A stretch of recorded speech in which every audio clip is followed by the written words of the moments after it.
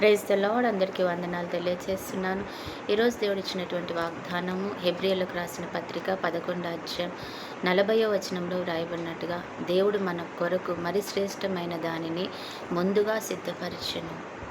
నీకు ముందుగా, నువ్వు ఆలోచించడానికి ముందుగానే, నీ తలంపుకు ముందుగానే, నీ కార్యానికి ముందుగానే ఆయన ఒక శ్రేష్టమైన దానిని నీ కొరకు సిద్ధపరిచి ఉంచాడంట.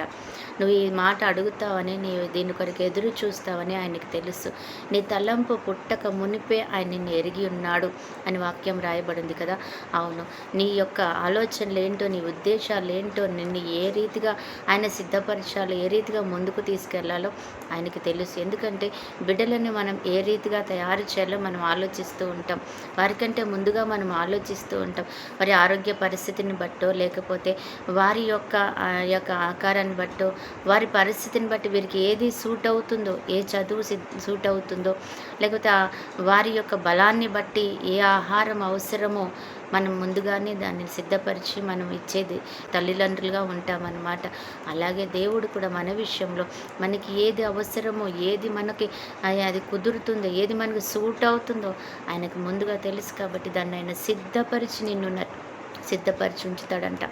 అందుకని నువ్వు ఆలోచించాల్సిన అవసరం లేదు.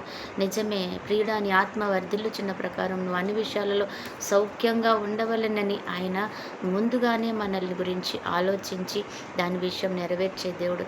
ఈరోజు ఇంతగా మన గురించి ఆలోచించే వారు ఈ లోకంలో ఎవరు ఉండకపోవచ్చు, కానీ దేవాది దేవుడు నీ అంతరంగం ఎరిగి నువ్వు ఆలోచనకు ముందుగానే నీకు సిద్ధం చేసి నీ కొరకు ఎదురు చూస్తున్నాడు. దాన్ని పొందుకునే కృప మనం కలిగి ఉండాలి. ఆమేన్. తన పరిశుద్ధుడైన దేవ, ప్రేమ కలిగిన తండ్రి యేసయ్యా, నీకు వందనాలు. నిజమే, నువ్వు మా కొరకు అయా దాచించిన మేలులు ఎంతో గొప్పవినైనా మేము వాటిని నమ్ముతున్నాం తండ్రి. మరి ఆ రీతిగా దాచిన గొప్ప కార్యాన్ని బట్టి కూడా కృతజ్ఞతలు చెల్లించుకుంటూ ఈ సమయంలో తండ్రి ప్రవేశం ఎదురు చూస్తున్న వాటికంటే ఎక్కువగా మాకు ఇచ్చి తృప్తిపరిచినందుకే వందనాలు. మాకు సహాయం చేసిన గొప్ప దైవమా నీకు స్తోత్రాలు. ఈరోజు ఎంతమంది బిడ్డలు వాటిని పొందుకుంటున్నారో వారిని బట్టి కృతజ్ఞతలు చెల్లిస్తున్నాం.